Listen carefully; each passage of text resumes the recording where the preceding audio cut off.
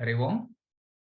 Vakratunda Mahakaya Surya Koti Samaprabha Nirvignam Kurume Deva Sarvakaryeshu Sarvada.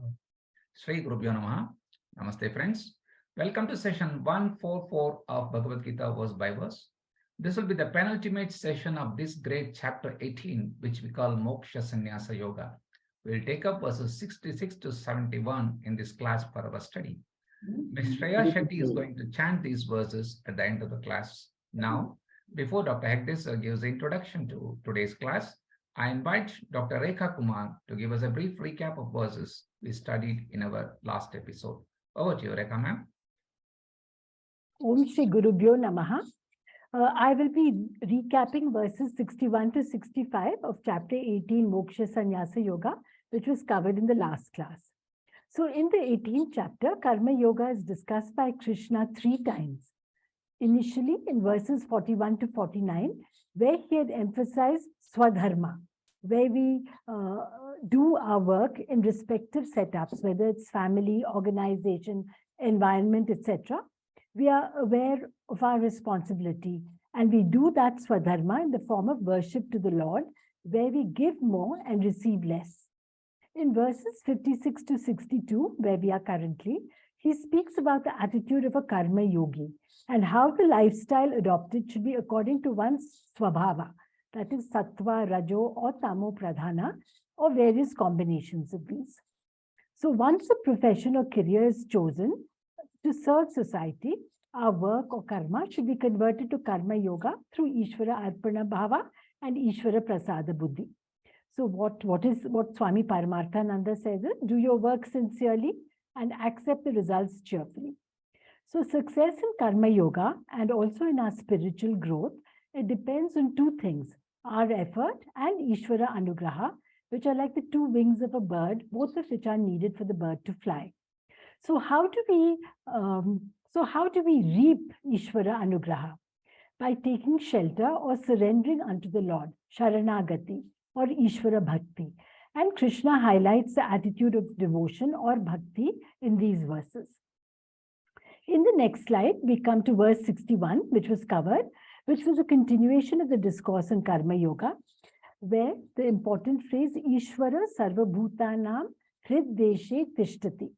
To practice Karma Yoga and offer the Lord, one does not need idols, pictures, or shrines, because the body itself is a temple. The very Jivatma is none other than the Paramathma. So hriddeshe, the hridaya, according to the Shastras, is where the mind is located. Ishvara sarvabhutana, the Lord resides in the heart of everyone, whether he's a saint or a sinner, enlivening, lending consciousness to every living being because of his Maya Shakti, Mayaya. But it is important to remember that we are not puppets in God's hands. What Bhagwan does is to give Samanya, he is the Samanya Karanam. He lends general life or consciousness to us. But our free will determines the specific kind of action we do. That is Vishesha Karanam. So we can think of God like the fuel that energizes the car, but does not decide which direction the car will travel, because that is determined by the driver.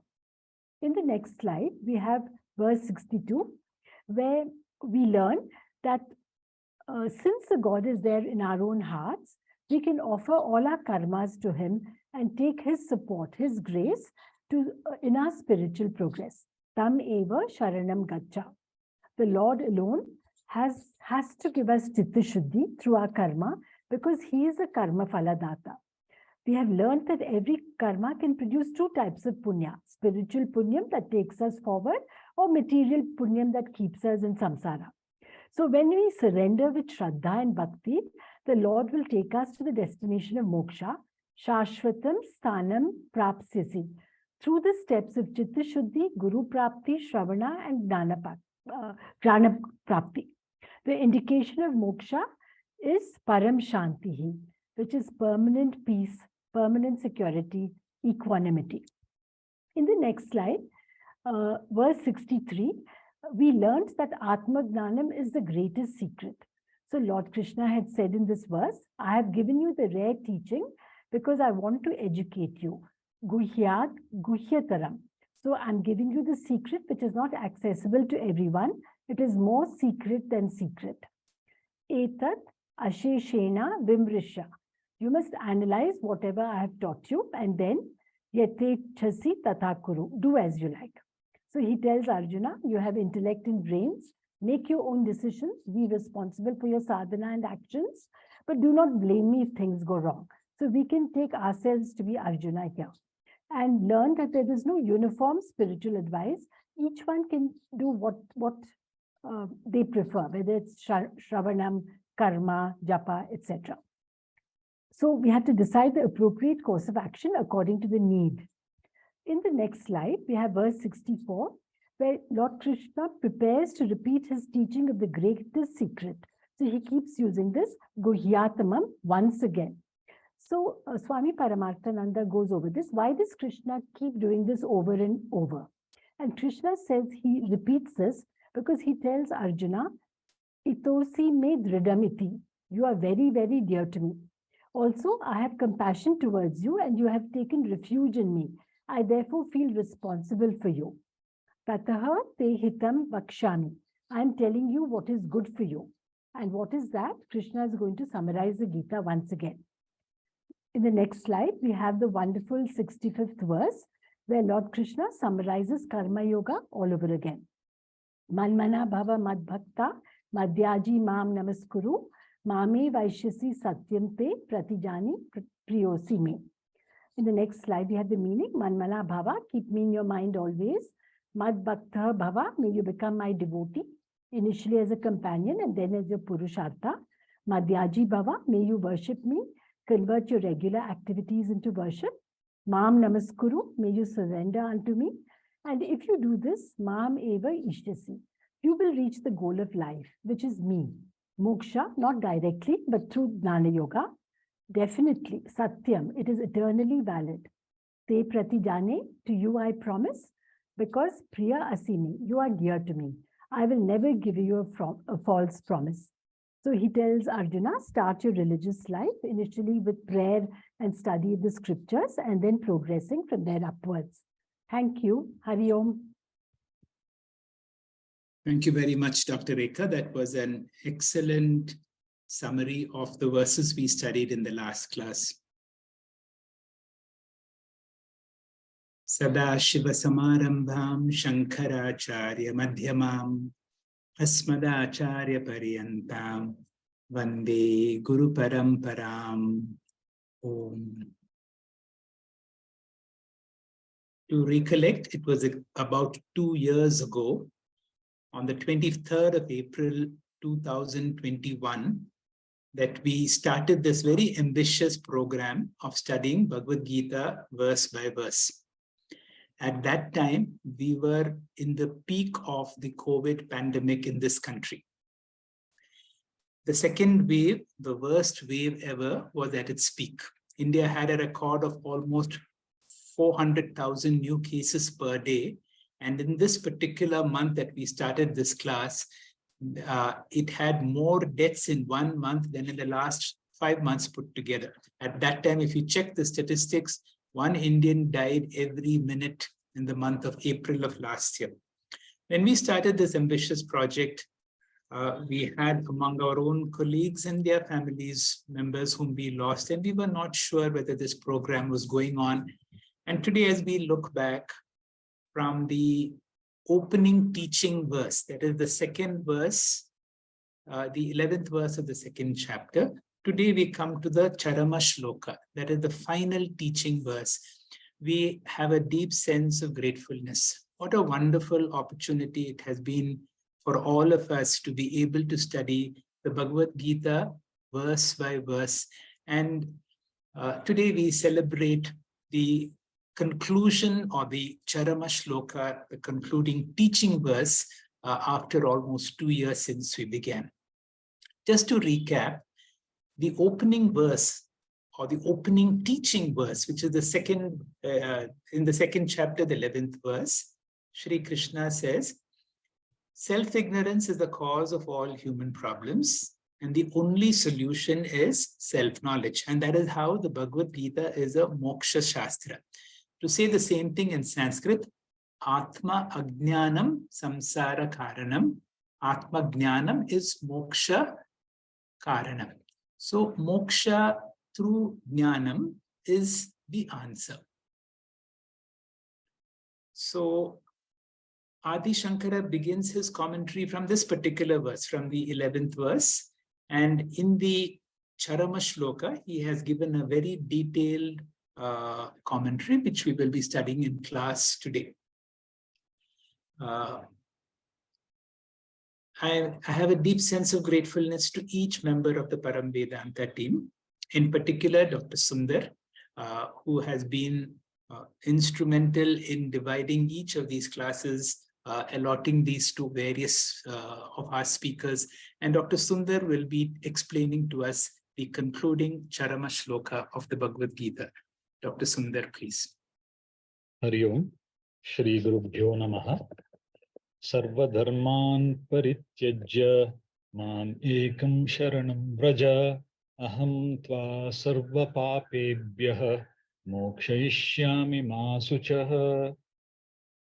As we see in this next slide, Lord Krishna has summarized the teaching of the Bhagavad Gita no less than 4 times in this last concluding chapter. The verses which concern her presently are about the 4th and the final summarization of the Gita. In this next slide, we see that the 65th verse was the final summary of the Karma Yoga, which has already been covered. And 66th, the present verse, is the final concluding summary of the Jnana Yoga portion. In this slide, we see that this shloka is the final teaching verse of the Bhagavad Gita, and therefore it goes by the name, the charama shloka. This verse is also called a Sharanagati shloka because of an interesting use of the word Sharanam. Superficially reading, this verse can lead to a lot of confusion. Through the works of the Bhashyam of Adi Shankaracharya and through the detailed, elaborate talks of Pujya Swami Paramarthanandaji in the Moolam as well as the Bhashyam talks, we see how the implied Jnana Yoga meaning is carefully unfolded. In this next slide, I have put the deep, profound meaning, which superficially is not available, but the final implied meaning in the final analysis is this. Through Jnana Karma Sannyasa, may you have Jivatma Paramathma Aikya Aparoksha Jnanam. I shall reveal to you one who has such Aikya Aparoksha Jnanam that you were ever free from Punya Papa Karma. Therefore, be free from sorrow. Now, how did such profound meaning come out of the final analysis of this verse? For this, let us see this next slide, where I have tried to capture in one slide, like a route map verse, how the Acharyas have deduced this final conclusion in the different lines of this verse. To begin with, the Acharyas divide these shloka into 2 parts. The first half of the shloka, they say, gives the meaning of jñānam in 2 stages. And the second half of the shloka, they say, give the meaning of jñāna phalam. The first line, sarvadharmān parityajya, the Acharyas deduce as meaning to give an understanding of the true nature of each one of us seekers. First line gives jiva swarupam. The Acharyas say the second line, mamekam sharanam vraja, gives the core essence of God, which is atma again, which is true swarupam of the God. And then the first 2 lines, the meanings conclude to say that the essential nature of the Jiva and the Ishvara are one and the same. So a Mahavakya, this verse. The remaining 2 lines, that is the second half of the shloka, then build upon this Aikya Aparoksha Jnanam to bring about Shoka Nivritti. So the essence of the entire Bhagavad Gita, which is Advaita Jnanena Shoka Nivritti, is clearly brought about by the first teaching verse of the Bhagavad Gita, which is the 11th verse of the 2nd chapter, as well as the last teaching verse of the Bhagavad Gita, which is the 66th verse of this chapter. Now let us see in the subsequent slides how from each of these lines those deductions were made to bring about the profound teaching, that is, Tvam sarvadharmān parityajya. So from the route map slide, we see that this is the first stage of Jnana Yoga, which should reveal me my true Swarupam. How does my true Swarupam get revealed? Let's see. Sarvadharmān parityajya, Adi Shankaracharya says, include not just dharma, but adharma also. Then he goes to say that dharma also has a specific meaning of karma in certain selected contexts. And he says dharma and adharma should be read as punya and papa karma. So therefore, the meaning of line now becomes sarva punya papa karman parityajya or sarva karman parityajya. So the question comes, is it ever possible for me to renounce all karmas? The adjective used is sarva. So the question is it ever possible for me to renounce all karmas? This seems possible only at the time of death. So what is to be understood by this line? For this, we have to refresh the teaching of the Gita from the earlier chapters. We all entered the understanding of the Gita by knowing that we are body-mind complex. Then in the next stage, we were brought to this understanding that there is something more profound called as atma tattvam, which is there in addition to the body-mind complex. Then we told ourselves, I am body-mind complex with atma. Then Lord Krishna taught us that this is not the correct understanding. The correct understanding that my true nature is one of atma swarupam, which has got an incidental body-mind complex. Now, Atma Swarupam is akarta. I'll re-emphasize, my true nature is one of Atma Swarupam and I have an incidental body-mind complex. With this understanding, I can fully accept this line, Sarva Karman Parityajya, because I now shift claim. I identify with akarta Atma all the time. That incidental body-mind complex can continue to do the punya karmas. But since I have identified with the Jiva Swarupam, which is Atma Swarupam, I am a Karta. So this line therefore leads to the deduction that each of our true nature is one of Atma. So this line did Atma Anatma Viveka and led us to our true nature, which is Atma Swarupam. This is the stage 1 of Jnana Yoga. Now in this next slide, how this knowledge frees us from samsara has been described in the Bhashyam. So my true nature, if it is unaware, then I take myself to be the limited body-mind complex. Then I have a sense of inadequacy. To fulfill that, I become a karta. Then I take to karma. Naturally, karma phala comes and samsara comes. However, when my true nature is realized as Atma Swarupam, which is Purnam, then this whole cascade collapses. So this cascade goes kevala jnanena. Now in this next slide, we go to the second line. And from that route map slide, we know that this line should be deduced to bring about the true nature of God as Atma. And then also the deduction has to go on to show the oneness between the Jiva and the Ishvara. Let's see how that happens. The clue is the word ekam. Ekam means advitiyam. It means advaitam. So this is a direct pointer to the arupa or the nirguna swarupa Ishvara nature of the God. Making a declaration that the true nature of God is not of the form of eka, even understood the true essence of Ishvara. How does this line lead to aikya jñānam? For that, we go to the remaining words. Mam sharanam vraja. Lord Krishna is telling us, take to sharanam of arupa Ishvara. Now we have to understand this word vraja normally means to go to reach out to something. But arupa Ishvara is of the nature where there is singularity. There is no second entity. So what kind of sharanam is happening to arupa Ishvara? So this line brings in this understanding that reaching or going out to is nothing but dropping the false notion of separation between the true nature of the Jiva and true nature of Ishvara. So therefore, thus dropping the wrong notion through the knowledge of Jivatma, Paramathma, Aikya Jnanam. This second line declares that there is oneness between essential nature of Jiva and essential nature of Ishvara. So this is the Mahavakyam. Therefore, by the end of the second line, there is a complete culmination of understanding of Jnana Yoga, or there is Jnanam, or there is Jivatma, Paramathma, Aikya Jnanam. This, of course, is possible for a sadhaka who is having the qualifications of sadhana chatusteya sampatti and who has gone through Guru Shastra Upadesha. After that, there is a lot of nididhyasanam to happen to make this aparoksha.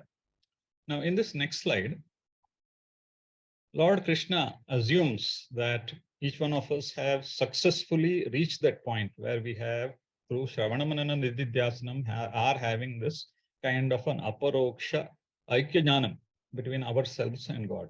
So he says, for such a person, aham sarva papebhyah mokshayishyami. For such a person, I shall free him of all papas.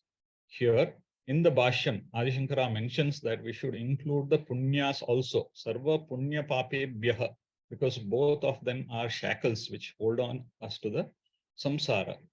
And sarva punya papebhyah means the sarva sanchita prarabdha agami karmas. So the Lord's promise is, if you put in the effort to have the aikya aparoksha jnanam, then I shall free you from all the karmas.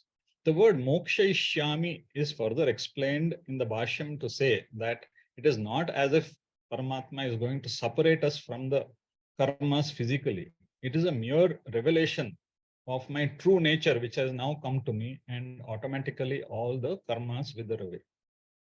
Now, in this next slide, therefore, through this knowledge, Advaita Jnanena Shoka Nivritti Bhavati. So this important verse, Lord Krishna ends by saying, may you not entertain any grief. In this next slide, we see an interesting meaning attributed to Sharanam in this verse. For this, we have to revisit the verses in the 13th chapter, where upaya for moksha was given as bhakti, and the type of bhakti which was mentioned was of the nature of Jnani Bhakti, or Jnanam was revealed to be the real meaning of Sharanam and not karma in the usual sense. Therefore, in conclusion, in this next slide, the only permanent weapon against sorrow is wisdom. Is the wisdom in the Bhagavadgita, is the wisdom of the Upanishads, is Advaita Vedanta. Thank you. Thank you very much, Dr. Sundar, for a very excellent explanation based on Swamiji's teaching and Adi Shankara's Bhashyam of this charama slōkā, the final teaching message of Sri Krishna in the Bhagavad Gita. And as this particular verse is so important, please bear with me as in spite of the great explanation by Dr. Sundar, I will touch on some highlights once again. Now, what we need to work on is only the first two lines. And that is why I have been telling all those who are close to us, meditate on these first line itself. Sarvadharmān parityajya mamekam sharanam vraja. Take these lines and keep on doing like a japa sadhana. And after listening to the meaning that has been revealed by Dr. Sundar based on our teachings by the Swamiji, let this meaning internalize. This is what we need to do. Now, sarva dharma parityajya. Parityajya means completely, tyajya means tyaga. Give up all dharma. How can we give up all dharma? Because Bhagavad Gita is a dharma shastra. Whenever yada yada hi dharmasya glanir bhavati. Shri Krishna said, I will come. Whenever dharma comes down. So, Adi Shankara, as deduced by Dr. Sundar has mentioned, dharma should be taken as karma. So, give up all karma is the meaning of the first line. We go back to the third chapter where Shri Krishna has very clearly said it is impossible for us for even for a second to be without kayika, vachika or manasa karma. Even as you're listening, you are doing a karma. Therefore, we are doing karma all the time while we are awake. So, what is the meaning of give up all karma? That we will understand by the understanding of the next part of the first line. Mam ekam sharanam vraja. And Dr. Sundar highlighted the word ekam, me alone. Me alone means what? Ekam, that which is non-dual. And what is non-dual is my true nature. Once we understand jnana karma sannyasa, my true nature, how does a jnani or a sannyasi do karma? Once you have the pinnacle of karma yoga, when there is a combination of jnanam and karma, is this verse which comes in the second chapter. Buddhi yukto jahatiha, buddhi yuktaha. That means if I'm able to apply spiritual knowledge in my activity, then jahati, I give up both, ube, sukrute, dushkrute. That is exactly what Krishna said. Give up all dharma, give punya and papa. Tasmad yogaya yujjasya yogaha karmasu kaushalam. Kaushalam is skill. The real skill in action is being able to do action, but not involving punya or papa. But how do you do that? Because the moment I do anything, any good act brings punya, any bad act brings papa. But then we need to realize through spiritual wisdom, I am not this body. I am atma Brahma. One question I would always like to ask is, where are we closest, or where do we identify with the Lord? And that is when we are fast asleep. When we are fast asleep, we are not other than Bhagavan. The moment we wake up, our mind wakes up, and the mind brings a separation between us and our true nature.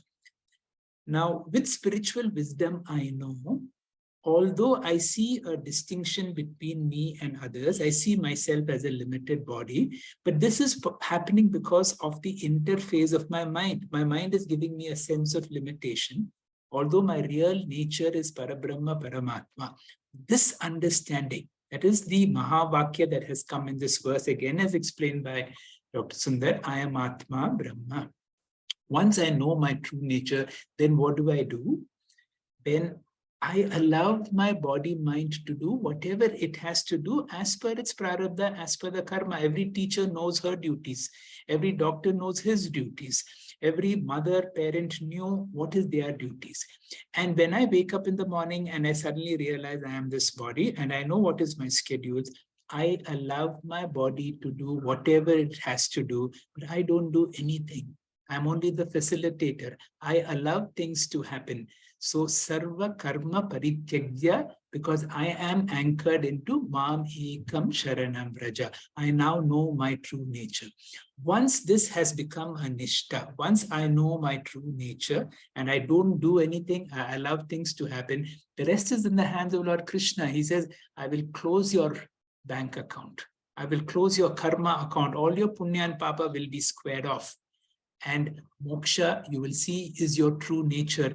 And therefore, do not be sorrowful for any reason. What we began in the second chapter, he says, for, gatasun na agatasun cha nanu sochanti panditaha. The wise people do not grieve. Now we come to the last set of verses. Verses 67 will be explained by Dr. Vikram. Dr. Vikram, please. Hari Om, Shri Gurubhyo Namaha.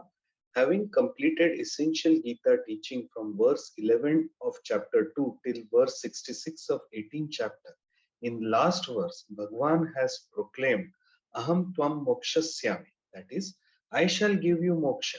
Of course, with the caveat of following Karma Yoga and Jnana Yoga path. Now, one may wonder what is more, what there could be more in Gita. That is the beauty of Gita, that each and every verse is incredible with deep teaching.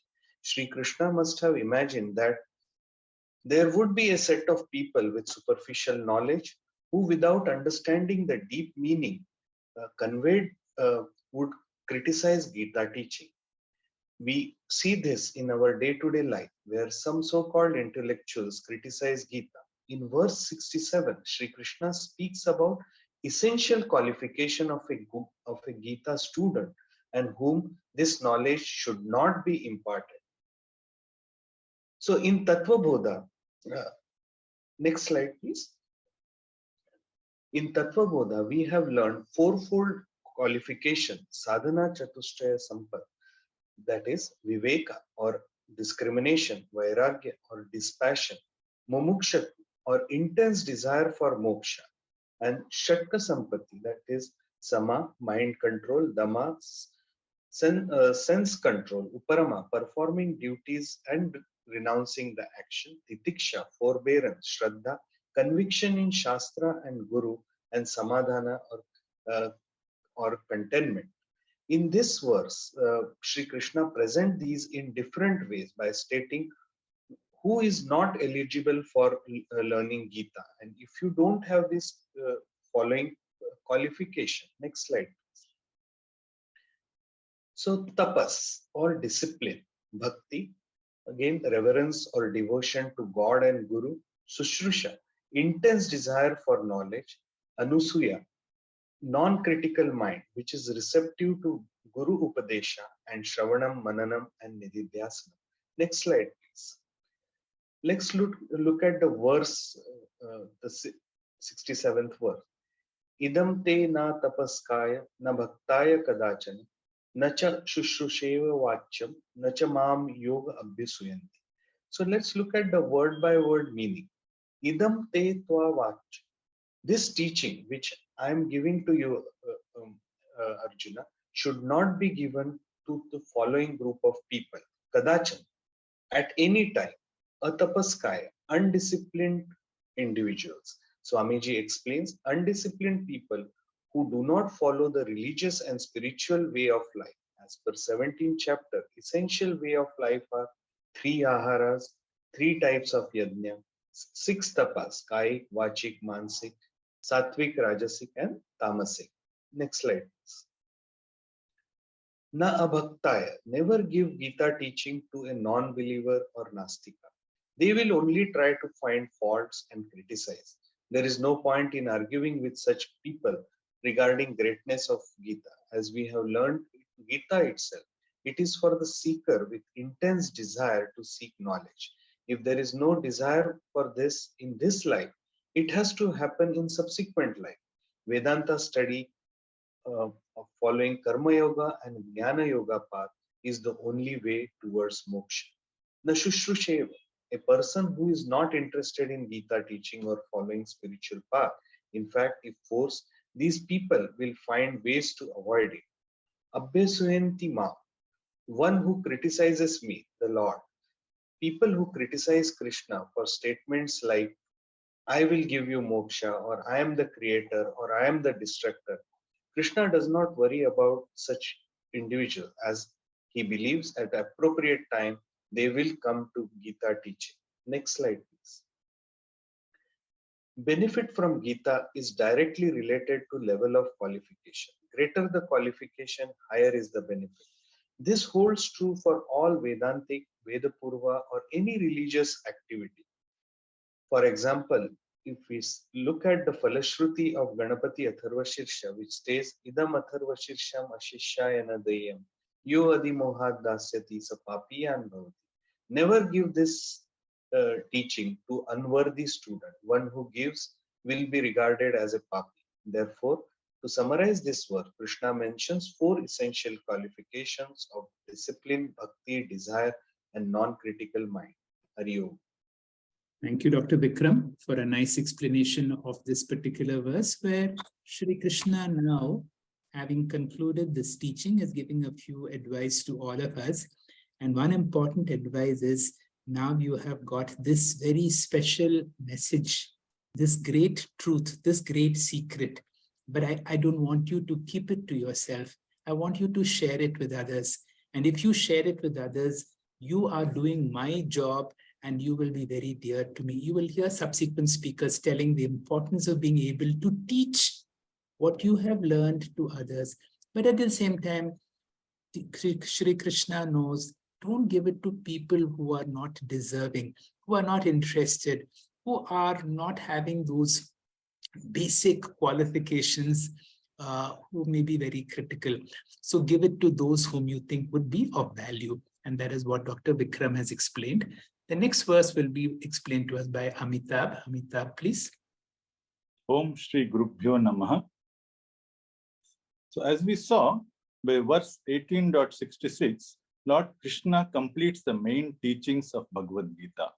From verse 67 to 71, Lord Krishna talks about certain aspects about the study of Bhagavad Gita, which is quite relevant to all of us students of Bhagavad Gita.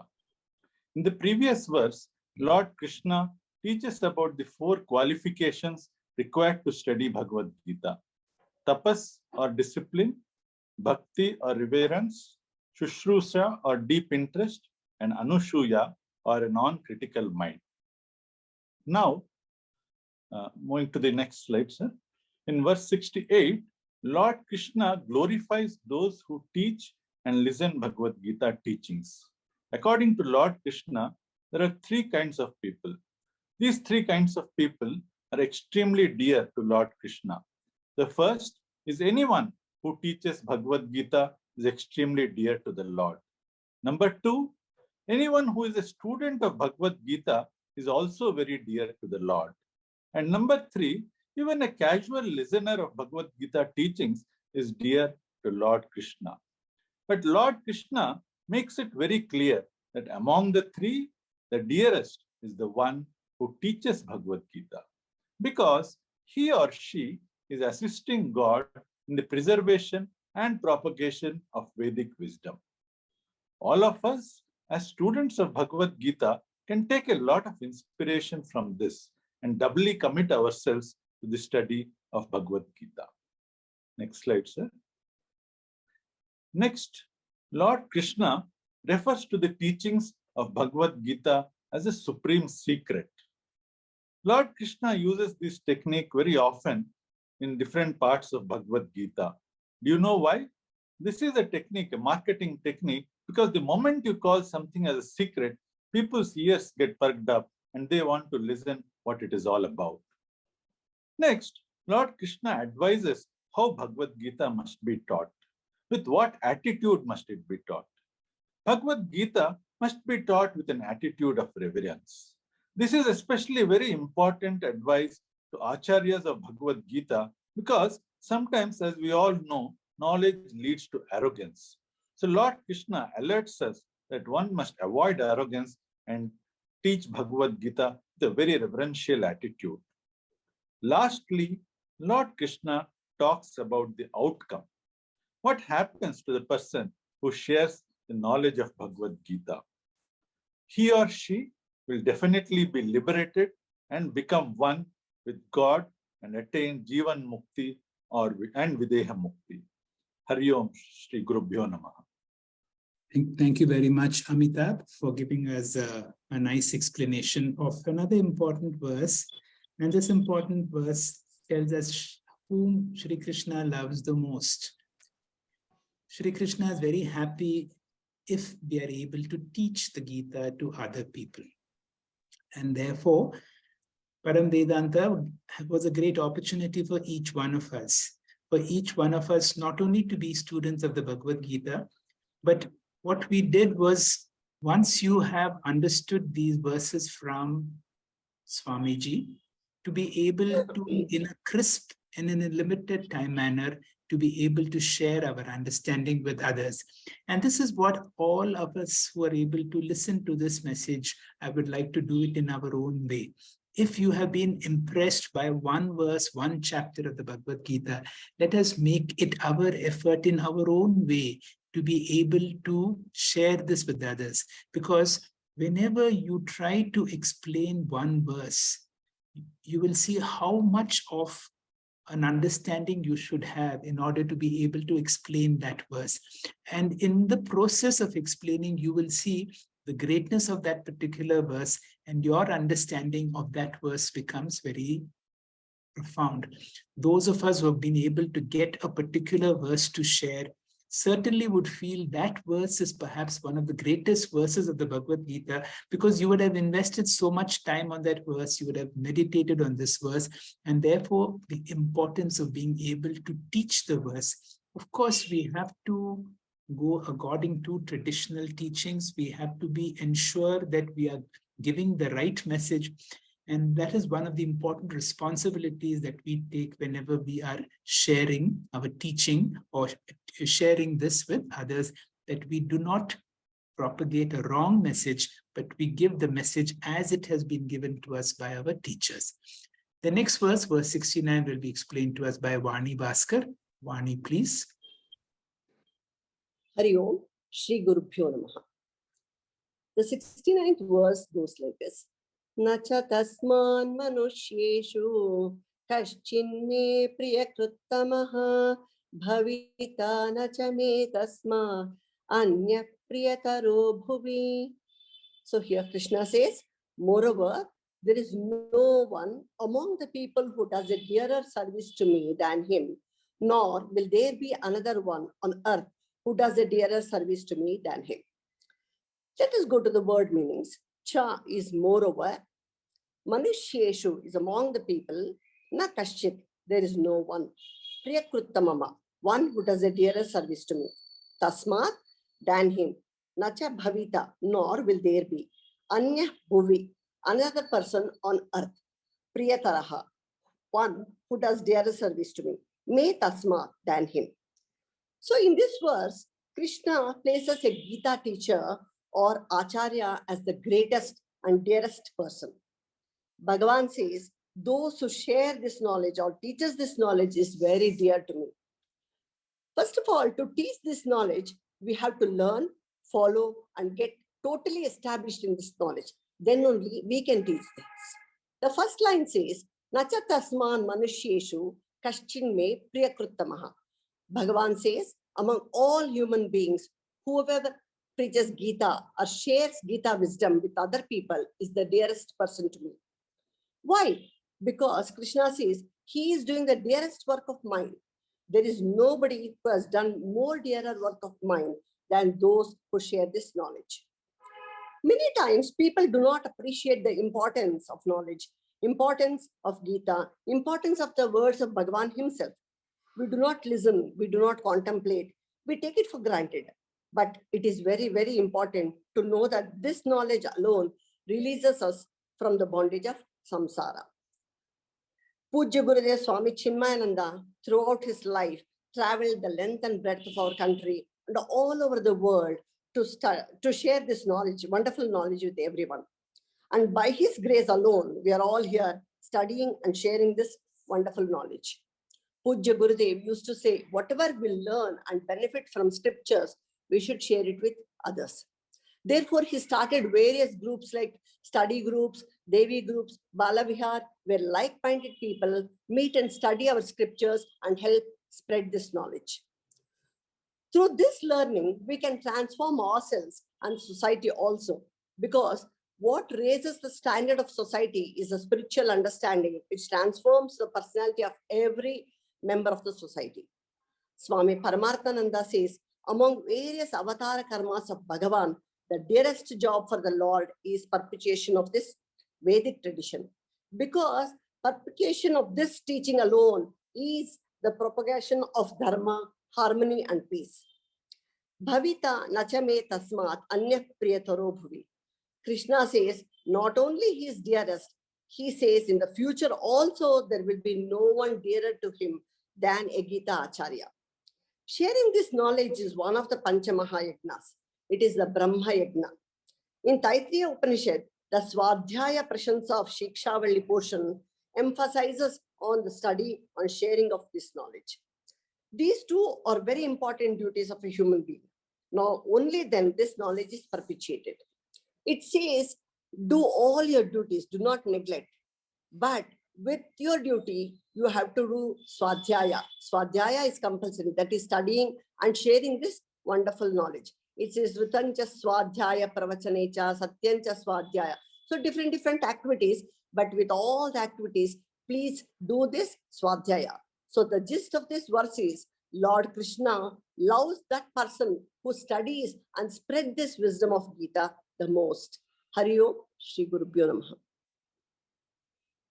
Thank you very much, Vani. That was a very nice explanation of another important verse, which makes us feel very good.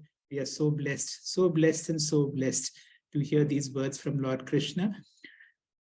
Thanks for bringing in the Taittiriya Upanishad. The Taittiriya Upanishad is one of, there is a graduation ceremony, and in the graduation ceremony, like we have reached like a graduation ceremony, we have come to the conclusion of the teaching.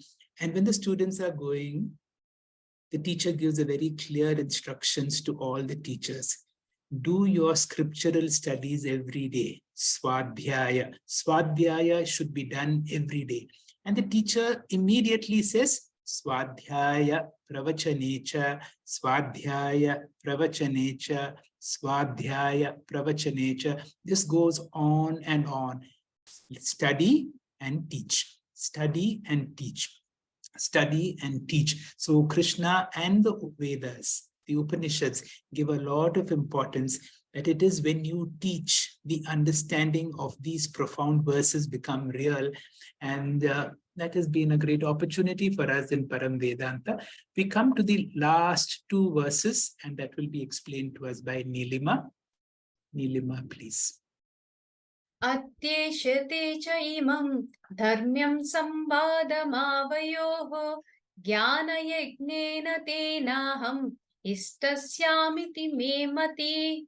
Meaning, he who will study this sacred dialogue of ours, by him I shall have been worshipped by the sacrifice of wisdom. Such is my conviction. In a yajna, Lord fire is invoked. Oblations are offered into it by devotees from this analogy. Jnana Yajna is used in Gita, wherein study of scriptures and regular contemplation upon their deep sequence kindle the fire of knowledge, into which one's false values and negative tendencies becomes oblations by intelligent seeker. When rusted clay is heated in a fire, rust falls off. So too, our false sense of ego, risen from ignorance, all burnt up in a right knowledge. One's personality becomes so strong to all life challenges, irrespective of rain, thunder, and cyclones in one's life. Next verse, 71. Shraddhavan anasuyascha shrunuyadapi yo naraha sopi mukta shubha lokan prapna punyat punya karmanam. Meaning, a seeker who hears this Gita with full of faith and free from menace, he too gets liberated and shall attain to the happy worlds of those righteous deeds. Gita is the book which helps individuals to develop one's character, spirit of service also in cultivating love for knowledge. There is nothing so purifying as knowledge. Nahi jnanena sadrisham pavitram iha vidyate. Shraddha, to understand subtle import of this sacred word, to absorb the same, to assimilate, to make the student live up to those very same ideals. Anasuyaha, free from malice. Mind free from negative tendencies can attentively listen to Gita and intellectually absorb and assimilate the knowledge. Such seeker gets liberated from present state of confusions and sorrows, entanglements and bondages, reaches a state of inner tranquility and happiness. To extent we learn and live the principles of right living, to that extent we gain joy and happiness in one's life. Jai Guru.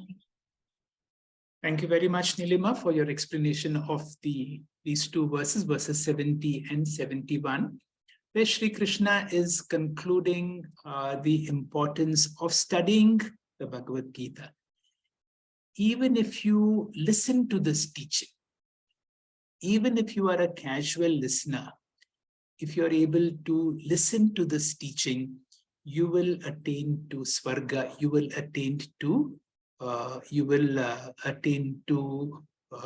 Svarga if you are a casual listener. But if you have able to understand the nuances, you will attain to Parama Purushartha or Moksha. With that, we conclude our class, and we have one more class on the 18th chapter where we will see the concluding verses. And from here on, Sri Krishna will be addressing Arjuna. Now we come to that point. Oh Arjuna, I have given you everything. Have you understood what I have said? What is it? We will listen to it in the last class. That will be in the next class. We will have a chanting of these verses by Shreya Shetty. Shreya, please. Hari Om, Shri Gurubhyo Namaha.